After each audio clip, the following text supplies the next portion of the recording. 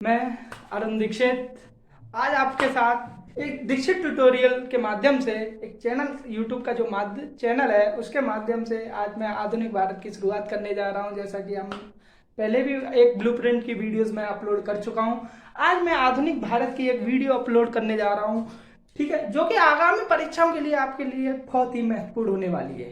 अब आइए, एक हमने पहले देखा था आधुनिक भारत। हमने आधुनिक भारत को बाइफरकेट किया था हमने 4 पार्टों में।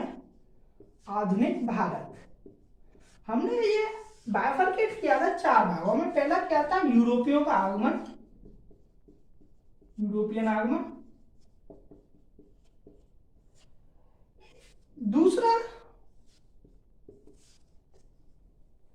दूसरा हमने किया था ब्रिटिश साम्राज्य का विस्तार।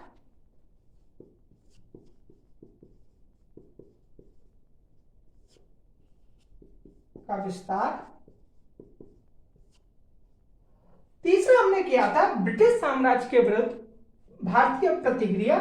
इसके यहां लिख दूं मैं, प्रतिक्रियावाद, प्रतिक्रिया। और चौथा जो पार्ट मैंने बताया था वो बताया था मैंने आजादी के बाद भारत।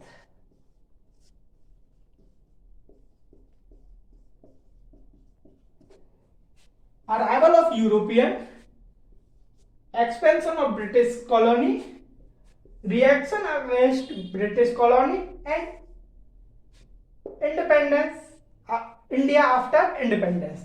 ये हमने 4 पार्टों में हमने बाइफरकेट किया था आधुनिक भारत को। आज हम इसका पहला पार्ट हम करने जा रहे हैं, यूरोपियों का आगमन। यूरोपियों के आगमन में सबसे पहले जो हमारा आता है वो आता है पुर्तगाली, दूसरा आता है डच, तीसरे आते हैं अंग्रेज, चौथा आता है फ्रांसीसी। ठीक है, तो आज हम यूरोपियन का इस वाले पार्ट को देखेंगे। यूरोपियन, ठीक है, जैसा कि हमें पता है 1498 में जब वास्को डी गामा कालीकट पहुंचता है, कालीकट का उस टाइम जो शासक था वो था जमोरिन। ठीक है, जमोरिन।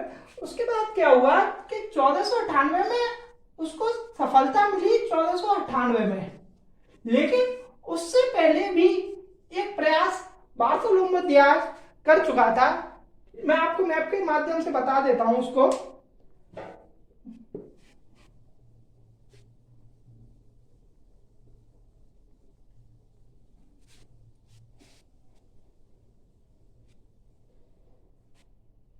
मैं आपको बता देता हूं कि जब भारत आगमन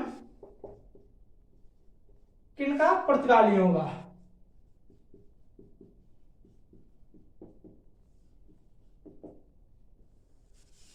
लिखते चलना दोस्तों, बहुत इंपॉर्टेंट लेक्चर्स है। अब देखो, यहाँ हमारा एशिया वाला है, ये पूरा एशिया पर मैंने इंडिया का साउथ पार्ट बना दिया है। और यहाँ जो मैं सीधे मैप नहीं बना रहा हूँ, मैं जब ज्योग्राफी का लेक्चर आएगा तब मैप का मैं पूरा बताऊंगा कि मैप कैसे बनाते हैं। यहाँ मैं आपको एक इंडिविजुअली वैसे बता देता हूँ समझाने के लिए कि यहाँ है अफ्रीका वाला पार्ट। ठीक है, अफ्रीका वाला पार्ट यहाँ, ठीक है, ठीक है, और ये इधर है कालीकट। ठीक है, अफ्रीका वाले पार्ट जो था यहाँ तक एक बार्थोलोमेव दियाज जब 1487 में आ चुका था। वो आया तो था भारत की खोज के लिए, लेकिन वो यहाँ पॉइंट से चला गया था। और इस पॉइंट को हम बोलते हैं केप ऑफ गुड होप। क्या बोलते हैं? Cape of Good Hope. ठीक है, जब बार्थोलोमेव दियाज यहां से यहां तक आया तो ये यहाँ पर गया, ये यहाँ पर जा नहीं पाया। इसको भारत के समुद्री मार्ग बोलते हैं ना। भारत की खोज नहीं है। भारत तो अपने आप में एक अखंड भारत शुरू से रहा है, ठीक है, लेकिन भारत के समुद्री मार्ग की खोज, हमेशा ये बोला जाता है कि समुद्री मार्ग की खोज, भारत की खोज नहीं थी। ठीक है, समुद्री मार्ग की खोज। तो समुद्री मार्ग की जो खोज भारत में सबसे पहले किसने की थी? 1498 में किसने की थी? ठीक है, 1498 में जो वास्को डी गामा था उसने ये खोज की थी। ठीक है, तो वो आया आधा रास्ता तो उसने बता ही दिया था बार्थोलोमेव दियाज ने कि यहाँ तक है। ठीक है, जब इससे आगे का रास्ता रास्ता वास्को डी गामा ने किया था, और यहाँ पर क्या था, कालीकट पहुंचता है। कहाँ पहुंचता है? कालीकट। कालीकट का जो शासक था उस टाइम था चमोरिन, हिंदू शासक था, हिंदू शासक था। ठीक है, तब हिंदू शासक था। ठीक है, अब ये आया तो सही, लेकिन इनका वो क्या था, इनका मंतव्य क्या था, इनका कारण क्या था कि उन्होंने भारत की ओर रुख किया। सबसे मेन पार्ट है कि उन्होंने भारत की ओर रुख क्यों किया। ठीक है, अब इनका जो बताते हैं कि व्यापार व्यापार के माध्यम से उन्होंने व्यापार के लिए, ओनली सिर्फ व्यापार के लिए उन्होंने भारत का रुख किया था। लेकिन इनका जो छुपा हुआ जो मंतव्य था, छुपा हुआ मंतव्य क्या था कि भारतीयों को ईसाई में कन्वर्ट करना सबसे इंपॉर्टेंट है। ये छुपा हुआ इनका एक मंतव्य था, ताकि वो ईसाई में मत करके, ईसाई में इनको कन्वर्ट करके, इनको बदल कर, इनके धर्म परिवर्तन कराकर यहाँ पर अपना व्यापार पर एकाधिकार स्थापित कर सके। उन्होंने कुछ सालों तक, कुछ दशकों तक यहाँ इन्होंने एकाधिकार स्थापित किया। उन्होंने अपने स्थापित किया। यहाँ कालीकट और यहाँ कोचिन, कोचिन और कालीकट में चलती थी उस टाइम लड़ाई। ठीक है, तुम लड़ाइयों का फायदा उठाकर, कालीकट इधर बना दे रहा हूं मैं, एक तरफ कालीकट के एक तरफ कोचिन में, यहाँ नहीं है, मैं बता दे रहा हूँ। ठीक है,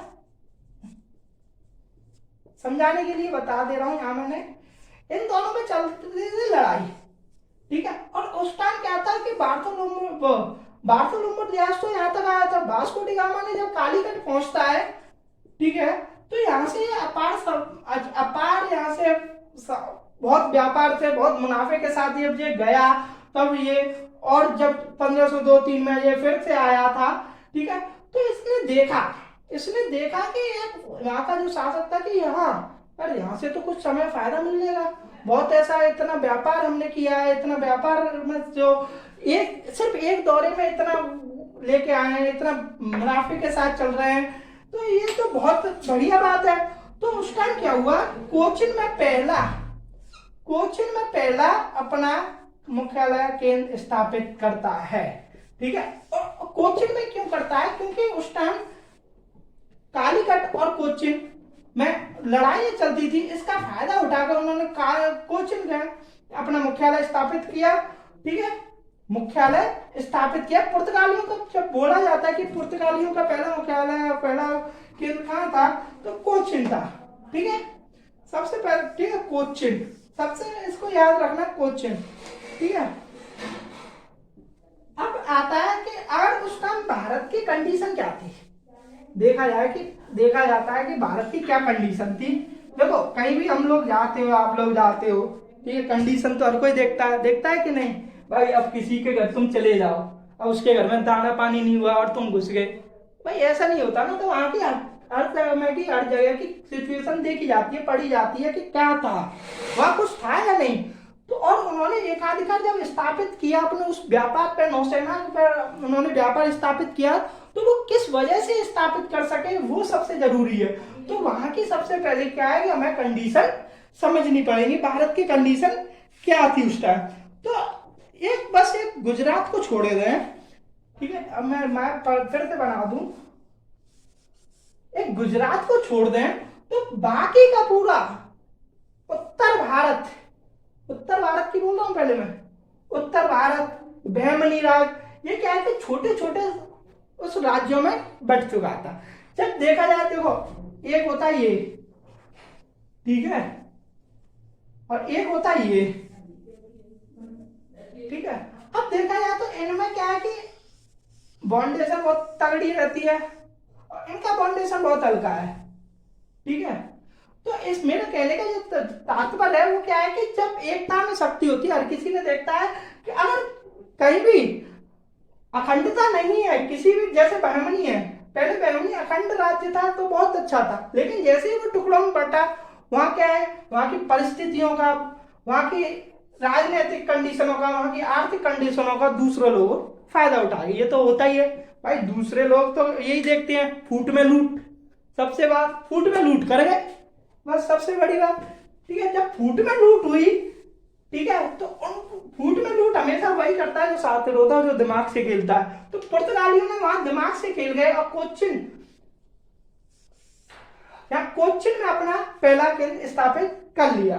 ठीक है, और भारत की कंडीशन ऐसी नहीं थी, क्योंकि एक गुजरात को छोड़ दिया जाए, क्योंकि गुजरात के पास थोड़ी समृद्ध था, क्योंकि वहां का जो शासक था ना वो महमूद बेगड़ा था, महमूद था। ठीक है, तो गुजरात का उस टाइम कौन था? महमूद।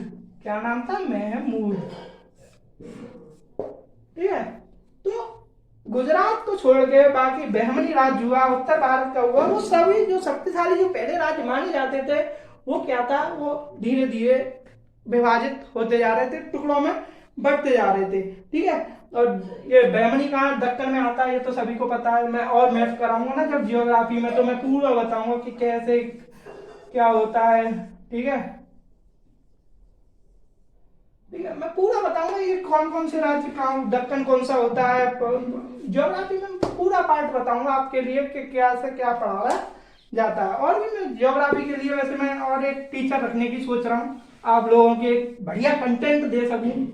एक प्रतिबद्धता जो मैंने ली है आप सभी के लिए कि कंटेंट में, क्वालिटी में कभी मैं कमी नहीं छोड़ूंगा, ना आज छोड़ूंगा ना आने वाले टाइम में छोड़ूंगा। बस मैं चाहता हूं कि आपका, सिर्फ आपका कॉम्पिटेटिव एग्जाम क्लियर हो, क्योंकि इस कंपटीशन के जमाने में और महंगाई बढ़ते, जैसे महंगाई बढ़ रही है। ठीक है, मैं इकोनॉमिक्स में पढ़ा हूँ, इन्फ्लेशन क्या होता है, क्यों बढ़ती है इन्फ्लेशन। ठीक है, तो मैं हर कंडीशन को वो समझाऊंगा आपको। तो आर्थिक कंडीशन आप बहुत लोगों की नहीं रहती है। मैंने कुछ मेरे जानने पहचानने वाले उन्होंने बोला कि सर आपका ये बहुत बढ़िया इनिशिएटिव है उन आर्थिक लोगों के लिए जो कि कर रहे हैं, जो परिस्थितियों से जूझ रहे थे। बस उसी के आधार पर मैंने अपना white YouTube channel Dikshit tutorial के माध्यम से आपके लिए प्रसारित कर रहा हूँ क्लासेस को, और आगे भी करता रहूंगा। मैं नहीं, 15 तारीख से आपके लिए महत्वपूर्ण सूचना बता दूं, 15 मई से मैथ का टीचर 15 मई से रीजनिंग का टीचर आपके लिए आ जाएगा। ठीक है, 15 मई मैंने रख दिया, उन्होंने बोला। और जून से 10 जून के अप्रोक्स ज्योग्राफी का लेक्चर से स्टार्ट हो जाएंगे। ज्योग्राफी फ्री ऑफ कॉस्ट, कोई आपको नहीं देना, सभी एक से वेल एजुकेटेड होंगे। ठीक है, इनके पास खुद का एक्सपीरियंस है। ठीक है, इन्होंने नेट क्वालिफाई के लिए, जो ज्योग्राफी आपको पढ़ाएंगे नेट क्वालिफाई किए होंगे वो। ठीक है, दिव्या मैम नेट क्वालिफाई है। ठीक है, तो आपके लिए एक से एक बढ़िया कंटेंट मैं देने की कोशिश करूंगा, वो भी फ्री ऑफ कॉस्ट। बस आप लोग लाइक करें, सब्सक्राइब करें और शेयर करते चलें, बस। और क्या है, तो हम कहाँ थे? हम थे भारत की कंडीशन पे। ठीक है, तो भारत की कंडीशन उस टाइम ऐसी नहीं थी कि कुछ हो सके। ठीक है, और वहां भी बहुत ऐसे थे। ठीक है, अब आता है कि जो पुर्तगाली और जमोरिन, कालीकट का था जमोरिन। ठीक है, पुर्तगाली और जमोरिन। अभी मैं बताऊंगा कि कब से वायसराय नियुक्त होने लग गए, कब से क्या होने लगे, मैं सब कुछ बताऊंगा। अब पुर्तगाली और जमोरिन के बीच संबंध क्या थे, संबंध कैसे थे? संबंध की बात करें तो पुर्तगालियों के संबंध जमोरिन से बहुत बेकार थे। इसी फूट के लूट की वजह से कालीकट, ये था कालीकट का, इसी फूट की वजह से कोचिन में उन्होंने पहला मुख्यालय बनाया, अपना पहला किला बनाया। ठीक है, पहला किला कहां बनाया? कोचिन में। कहां बनाया? कोचिन में क्यों बनाया ये सबको पता। अब तो रटने की व्यवस्था ही नहीं है कि कोचिन में बस फूट में लूट याद करो। फूट में लूट, इसका मतलब पहला किला कहां पर? कोचिन में। कोचिन कहां है मैं आपको बता दूंगा, कोचिन। ठीक है, पूरा मैप के थ्रू समझाऊंगा, मैं रटाने का तो विद्या रखता ही नहीं मैं। ठीक है, तो जमोरिन के साथ उसके संबंध थे बेकार। ठीक है, उसी वजह से कोचिन में पहला किला बनाया, क्योंकि कोचिन और कालीकट में चलती थी शत्रुता। ठीक है, हर कोई चाहता था राजनीतिक शत्रुता, हर कोई चाहता था कि उसकी आर्थिक स्थिति सुधरे, हर कोई चाहता था कि उसकी राजनीतिक स्थिति सुधरे। उस वजह से, ठीक है, उस वजह से इन दोनों में लड़ाइयां चलती रहती थी। ठीक है, एक वर्ड आता है फितोरिया। यहां आपने देखा होगा, क्योंकि फितोरिया, जो फितोरिया होते हैं,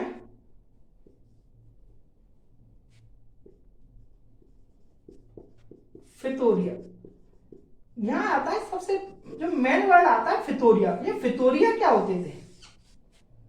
क्योंकि पुर्तगालियों ने फितोरिया पे कर लिया था कब्जा। जब फितोरिया पे कब्जा कर लिया था तो भाई कालीकट का जमोरिन है, तो वो तो भाई हर कोई, भाई ये है नौसेना से रिलेटेड, मैं अभी बताऊंगा ये क्या है, ये है नौसेना से रिलेटेड।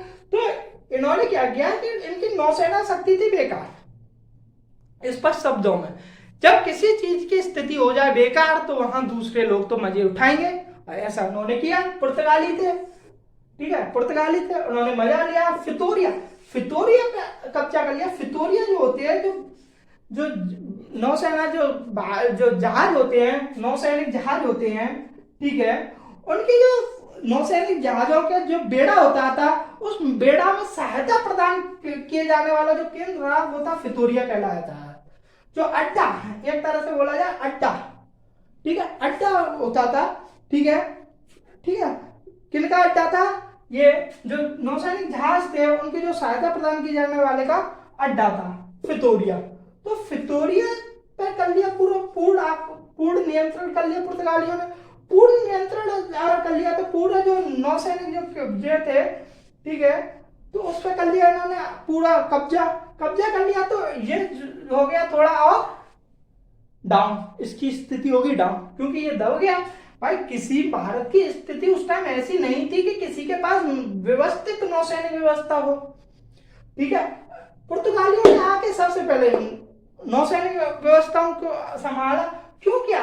इनका जो ये पुर्तगाली जो आए थे, उन्होंने क्यों आए थे? क्योंकि हुआ क्या था कि जो इटली राज्य था, इटली में एक वेनिस था, वेनिस, ठीक है, ये समृद्धशील बनता जा रहा था, दिन ब दिन समृद्धशील बनता जा रहा था। ठीक है, क्योंकि समृद्धशील बनता जा रहा था, जो अरब के रास्ते जो रास्ता था, चलो मैं उसको मैप के थ्रू ही समझाऊंगा आपके लिए। ठीक है, अभी आप ये देख लो कि जो वेनिस है, वेनिस की समृद्धशीलता से ये लोग चिढ़ते थे।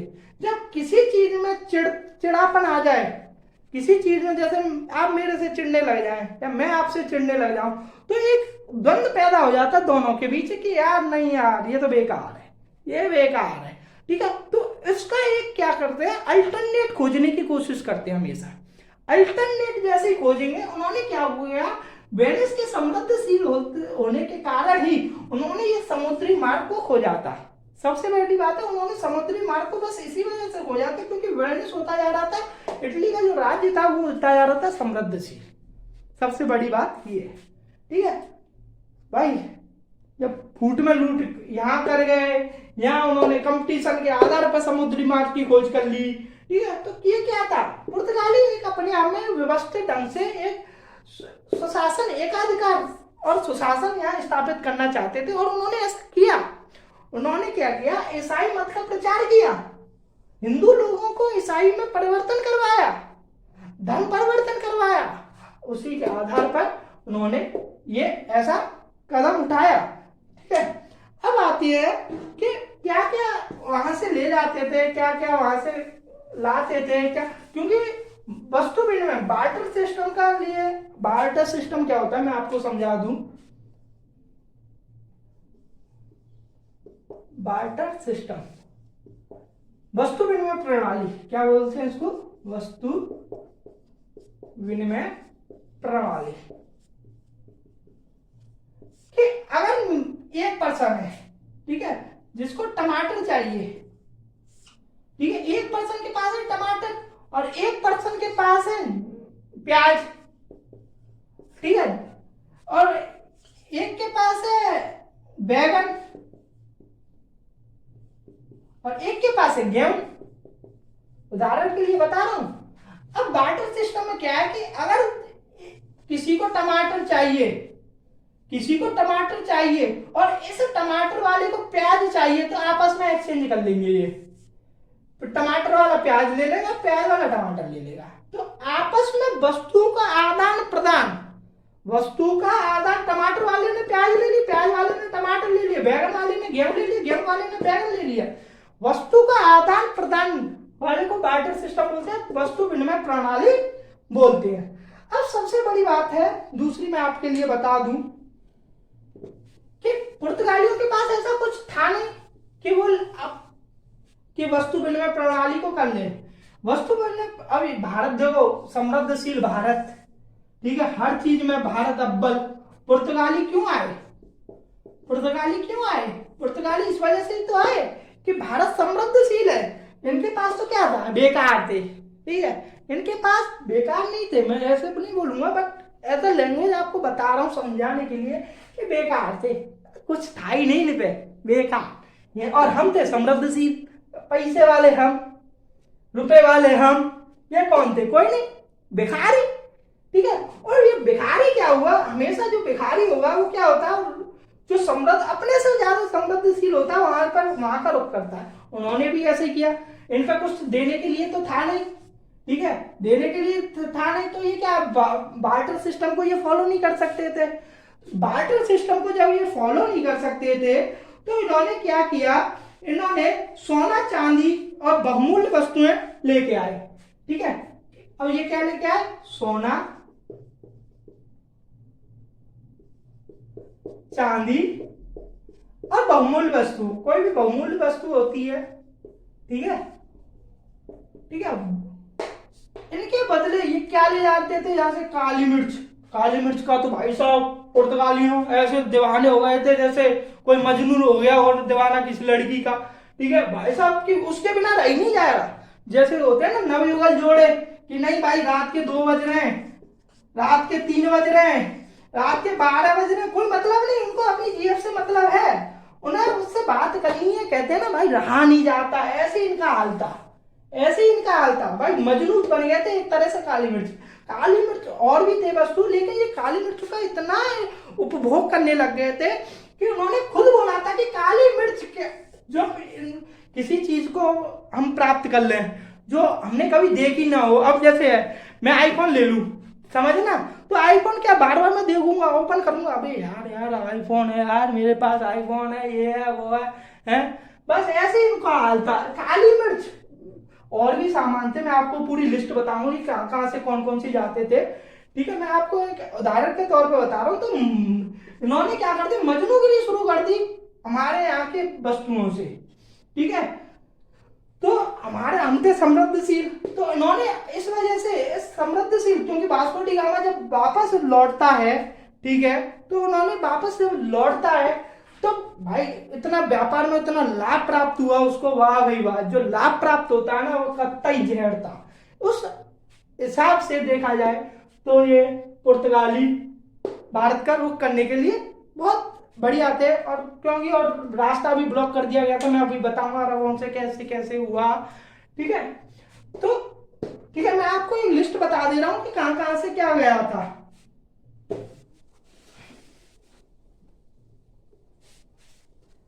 मैं आपको पूरी लिस्ट बता दे रहा हूं कि कहां कहां से क्या गया था।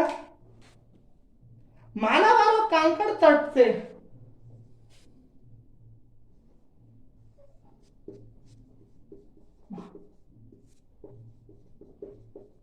कांकड़ तट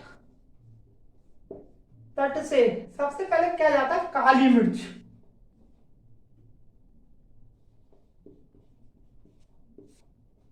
काली मिर्च पूरी लिस्ट आपको बता दे रहा हूं, ठीक है, क्योंकि ये क्वेश्चन में वनडे एग्जाम्स में पूछी जाती है। मैं नहीं चाहता कि मेरे कंटेंट से एक भी क्वेश्चन आपका बाहर जाए, ना मैं जाने दूंगा। या आज मैं आज ही प्रतिविध दूं अपनी, जो मैं बोलता हूं वो मैं करता हूं और मैं करके दिखाऊंगा आपको।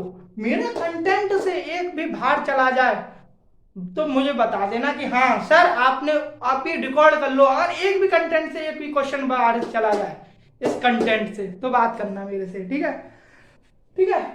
अब क्या है कि मालाबार और कांकड़ तट से क्या जाती थी, काली मिर्च जाती थी, ठीक है। और मालाबार से क्या जाती थी, मालाबार से अदरक, मालाबार बता दूं, मालाबार क्या जाता था, अदरक अदरक के बाद जो जाता था वो जाता था दालचीनी,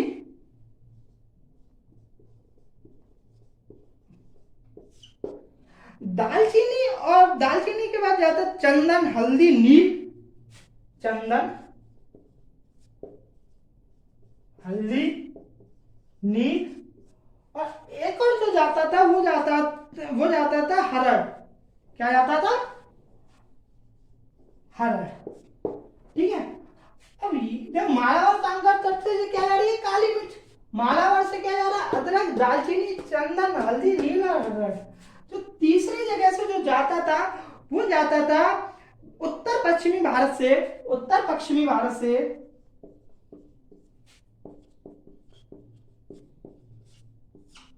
अब ये तो जानते हो ना उत्तर पश्चिम कौन सा होता है? जानते हो कि नहीं? East, west, north, south. ठीक है, नॉर्थ ईस्ट हो गया, ये साउथ ईस्ट हो गया, साउथ वेस्ट हो गया, ठीक है, और नॉर्थ वेस्ट हो गया। ये तो जानते हो ना। उत्तर पश्चिम, उत्तर पश्चिम मतलब इस वाले एरिया से, मतलब अगर ये देखा जाए कि जो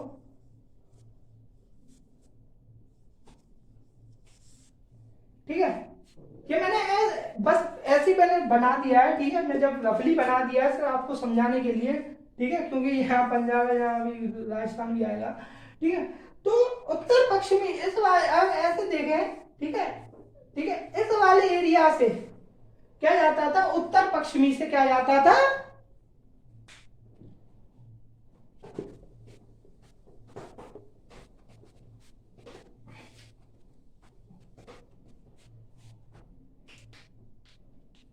टाफ्टा।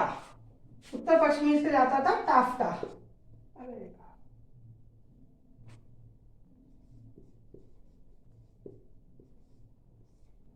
टाफ्टा, टाफ्टा क्या होता है? बहुत बच्चों को यही नहीं पता कि टाफ्टा होता क्या। टाफ्टा होता है एक प्रकार का वस्तु, एक प्रकार के कपड़ा, एक प्रकार का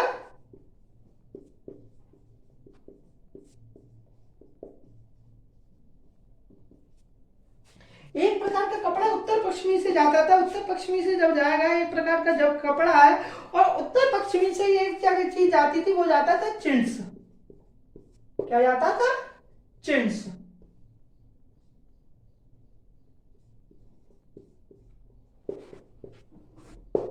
ठीक है, इत्यादि। मैं आपको पूरा बता देता हूं। ठीक है, और एक जो जाते थे अब क्या, दक्षिण पूर्व एशिया से, दक्षिण पूर्व एशिया से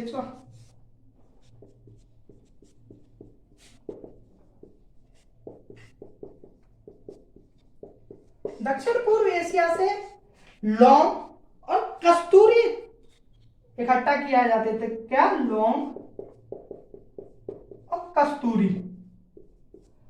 ठीक है, बंगाल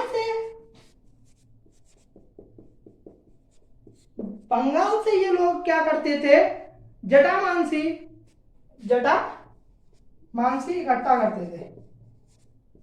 ठीक है, ये थी लिस्ट। और ये थी जो प्रमुख जो सामान की जो लिस्ट थी वो थी। और भी ऐसे देश थे जैसे जर्मनी हुआ, इंग्लैंड हुआ, वहां से भी ये गुलाब जल, मूंगा, तांबा और बहुत कुछ ऐसे सामानों को वो इकट्ठा करते थे। लेकिन जो हमारे लिए जो इम्पोर्टेंट है यही है। ठीक है, अब मैं गुलाब जल कहाँ से करते थे, तांबा कहाँ से करते थे, पारा कहाँ से करते थे, वो मैं बता दूं। वो हमारे लिए इतना इम्पोर्टेंट नहीं है। लेकिन मैं टेलीग्राम चैनल बनाऊंगा, एक टेलीग्राम चैनल बनाने की सोच रहा हूँ। वहां पर मैं जो भी, जैसे मेरा यहाँ रह जाता है, क्योंकि आपको भी पता है रनिंग नोट्स जैसे मैं बनवाऊंगा तो हर कुछ संभव नहीं रह पाता। तो मैं क्या करूंगा कि मेरा लेक्चर कब कंप्लीट होगा, एक तो मेरे रनिंग नोट्स को फॉलो कर, ये रनिंग नोट जो मैं यहाँ फॉलो करवा रहा हूँ वो, प्लस पीडीएफ में टेलीग्राम चैनल बना दूंगा आज या कल में। ठीक, तो वहाँ पीडीएफ में मैं आपको अवेलेबल करवा दिया करूंगा। ठीक है, अभी इसका जो नेक्स्ट पार्ट है मैं आपको अगले सेशन में करवाऊंगा। क्योंकि देखो अब क्या रह जाता है इसमें, सबसे बड़ी बात है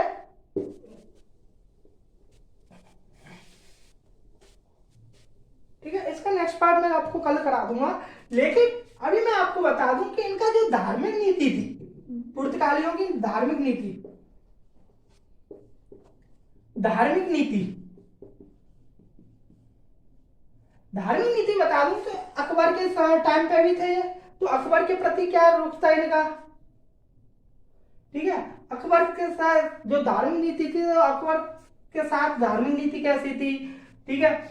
अकबर के बाद कौन आता है, जहांगीर, ठीक है। मैं आपको बताऊंगा जहांगीर, जहांगीर के बाद शाहजहां, तो मैं आपको बताऊंगा। लेकिन जो धार्मिक नीति है, जो अकबर के साथ, जहांगीर के साथ, ठीक है, शाहजहां के साथ, जब मैं मध्यकालीन भारत आपको कराऊंगा तो मुगलों की धार्मिक नीति बताऊंगा, तब मैं आप इस पर विशेष लेक्चर लूंगा, इस पर एक खुद अलग ही टॉपिक लूंगा, क्योंकि धार्मिक नीति बहुत इंपॉर्टेंट रहती है।